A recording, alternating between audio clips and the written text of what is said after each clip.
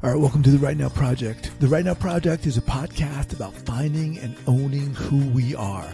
It's about learning to trust ourselves, finally. It's about learning to trust our guts. It's about uncovering our authenticity and allowing who we are to soar. My name is Guy McPherson. I'm the founder here, and this is my journey too. If you're looking for something easy, this is not it. However, if you're ready to step up, ready to explore who you are, the ups and downs, the scars and scrapes, and realize the incredible value in that, this is your place. Let's get started.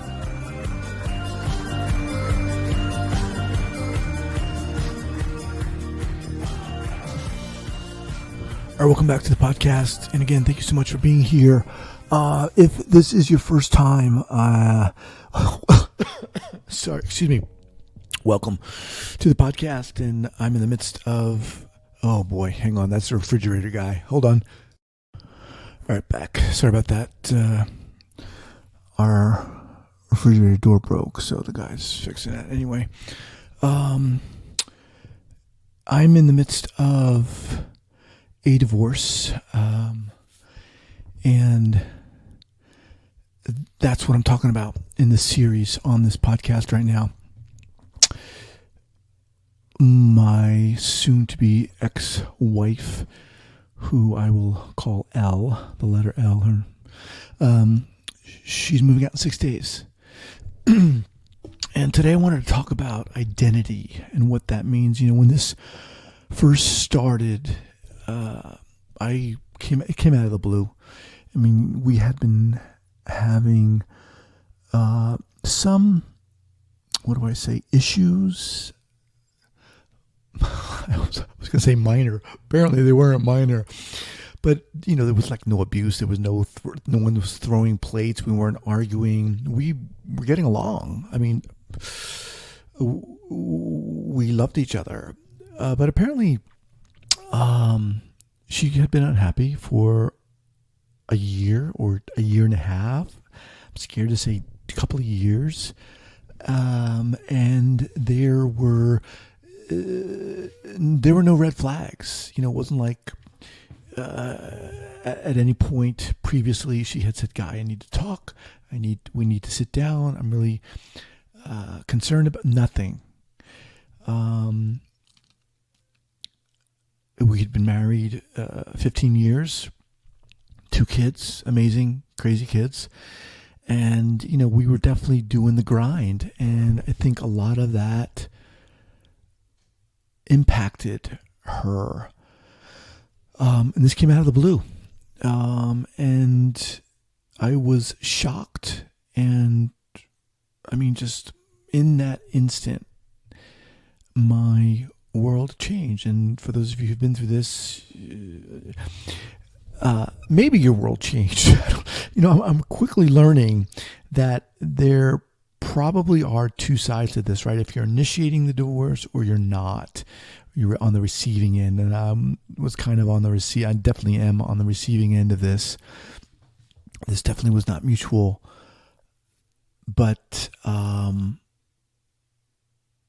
in that instant, my whole life changed. My whole world changed. And as I've talked about previously in this series, I was in shock. I was numb.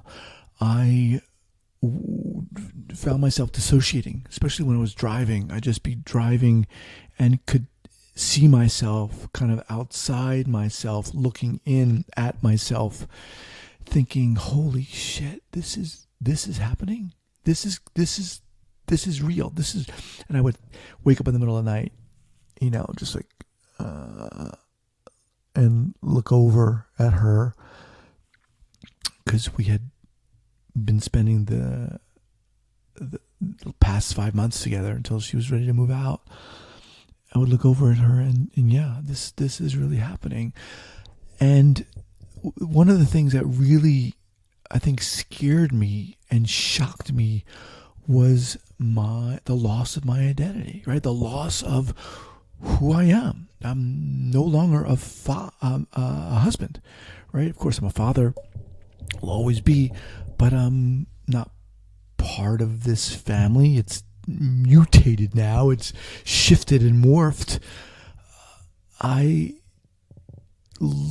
have a different role. I have a different role. And it's this kind of, I didn't choose to have that role, right? This person said, okay, this is happening. We're getting a divorce. Boom. It's put in your lap. They're, in effect, causing this change. Now, I heard something the other day, and so I've been dealing and struggling with this idea of my identity and what does this mean? Who am I? And how am I going to move through this? I'm staying here. I'm not leaving the kids. But what is my life going to look like? What am I going to look like? What am I going to do? And I heard something the other day about identity. And the guy was like, your identity is what you believe about yourself. And it made me think about that. It made me think about, well, how fluid is our identity? And let me just see here. So before I started recording here, I looked up. Okay, so the Merriam-Webster definition of identity is the distinguishing character or personality of an individual. The distinguishing character or personality of an individual. And then the condition of being the same with something described or asserted.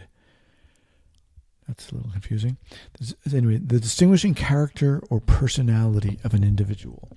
So, we do things. We go to school and we get graduate degrees and we identify. That's our identity. I'm a podcaster. This is part of my identity. And yet, we can change that. This is what I'm realizing. And in my sense, I have to change that. It's changed, and I have to step into it. Okay, so and now I'm confronted with choices. What am I going to do? What is my new identity going to be? What do I want it to be? And there's kind of a lot of excitement in that. There's certainly fear in that too, because I don't know what the hell's going to happen. But there's also some excitement in that. I'm not going to go out and try to get into medical school. I'm not going to go get an MBA. I'm not going to,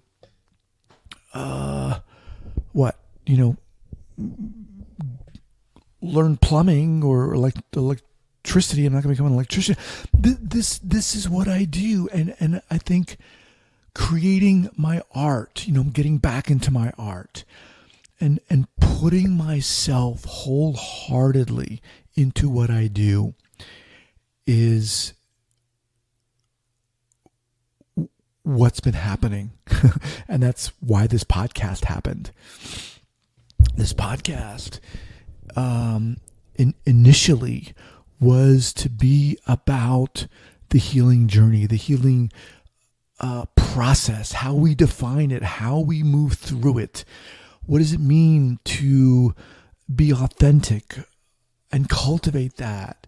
And that's a topic that I'm really interested in because it's something I've been pursuing and challenged by in my life and inspired by in my life.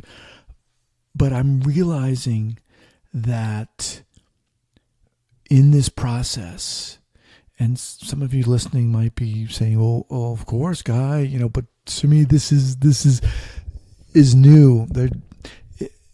I have a choice about how I'm going to move forward in this, and I have to take it. I have to be proactive about choosing to continue to do this podcast and my other podcasts, right?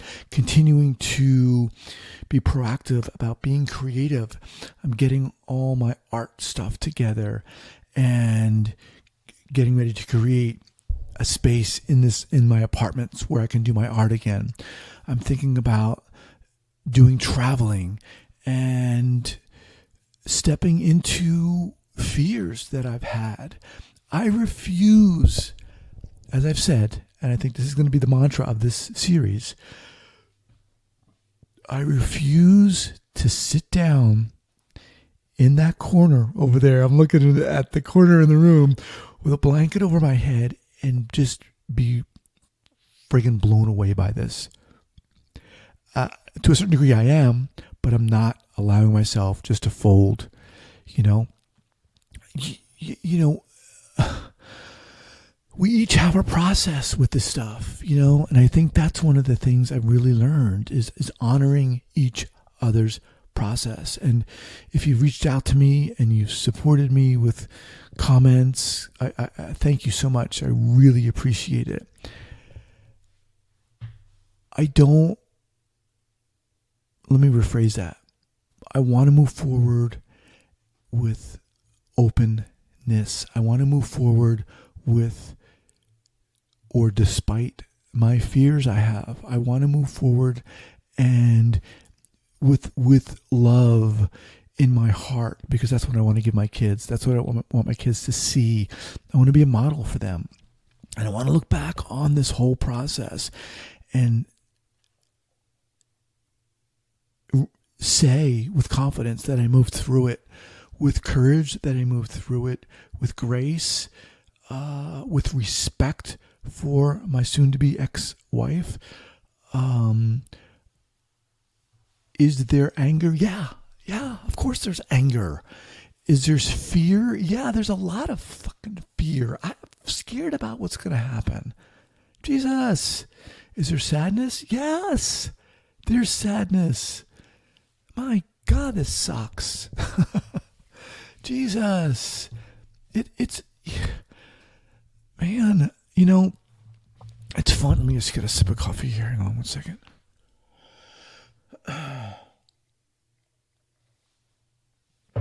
It's funny, as I've been doing this podcast, I've been realizing that what has enabled me to do this podcast,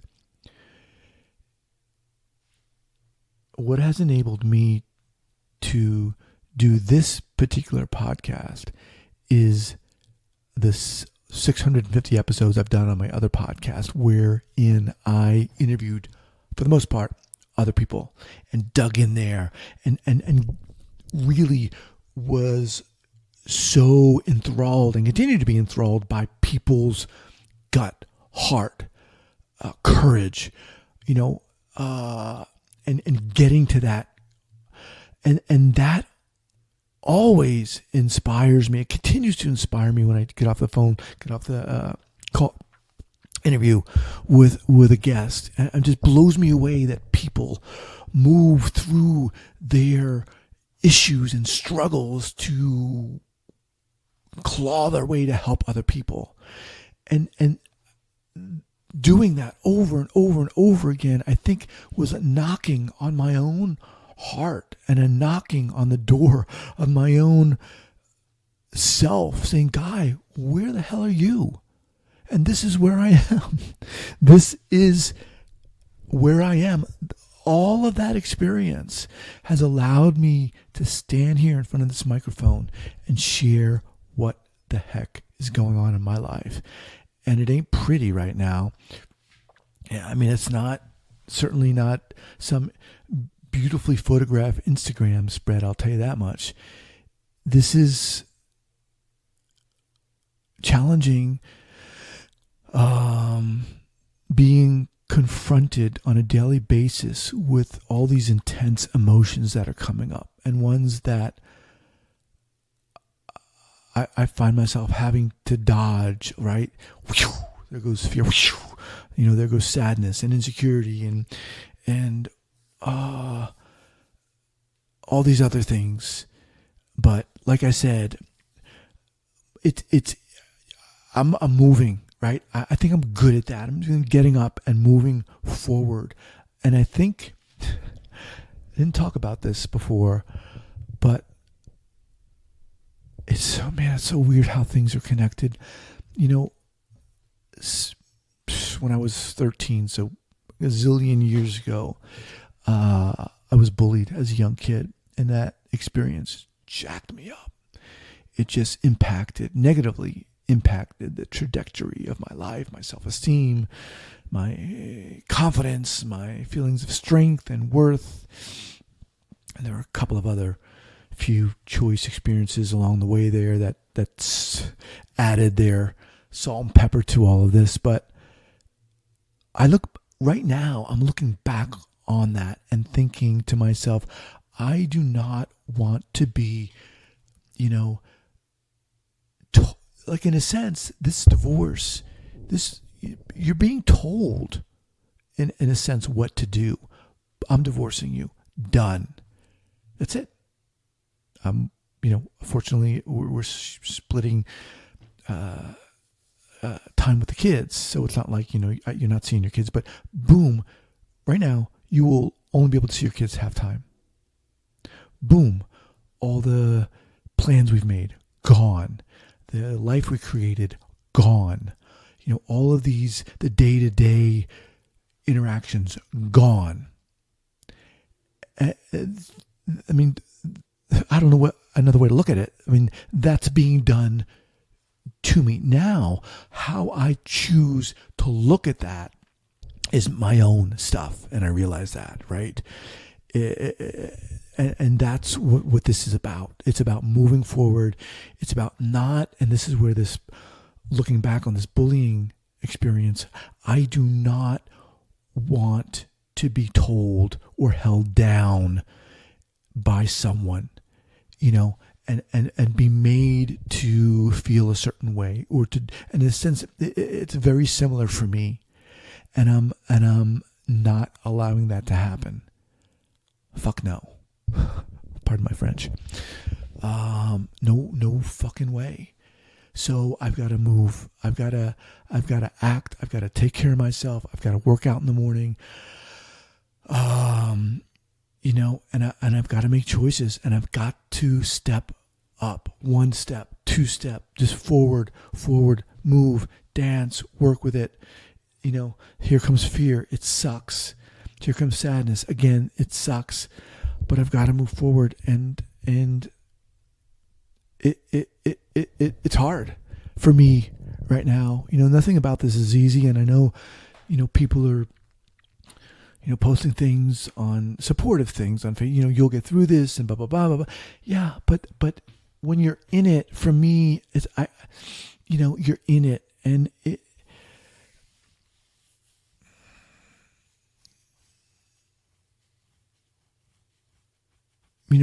questions, beliefs about myself, are coming up.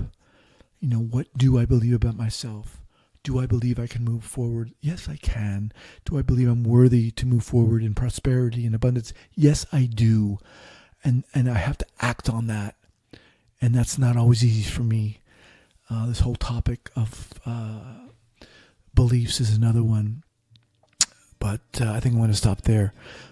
Movement, being proactive, is what this is about for me, and what I'm learning is important for me. All right. Thank you so much for listening. Have an awesome day.